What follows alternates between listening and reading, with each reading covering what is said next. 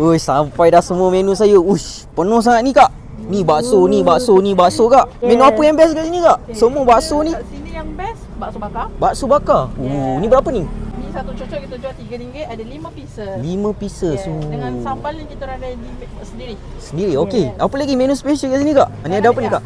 Yang ni mi ayam bakso. Mi ayam bakso. Memang special bakso lah kat sini Ni apa pula ni? Jadi special. Apa bakso special. Dalam ni ada apa tu? Ada tahu. Tahu, mi apa semua Ni apa ni kak? Bakso mercun. Ni kakak jaga kak. Meletup kak. Mercun. Buat. Rasa macam kat Indonesia dah semua penuh bakso. Itu ubi rebus tumis. Ubi rebus tumis. Ya Allah, banyaknya makanan sedap-sedap ni. Ni depan saya ni apa? Itu ayam Ayam gepuk. Sedap kak. Menu kat sini ada ni lagi apa ni? Bakso penyet Yes, Bakso penyet. Lagi apa ni? Ni apa ni kak?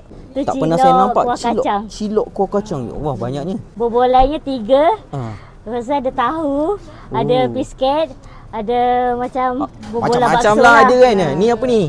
Tahu bakar. Tahu bakar. Ya Allah, ni semua ni menu ni memang kat sini je ada. Paling sedap dekat Si Jangkang. Ya. Menu baru kita lah. Menu baru. Menu baru apa ni? Jus avocado. Jus avocado. RM6. Murah je. RM6 murah semua makanan kat sini murah, sedap. Bakso warisan Si Jangkang. Okey, kita makan. Nombor 1 Confirm. Confirm sedap nombor 1. confirm sedap. Okey, saya rasa dulu semua menu ni. Wah, sedap ni. Ada bakso macam-macam ni.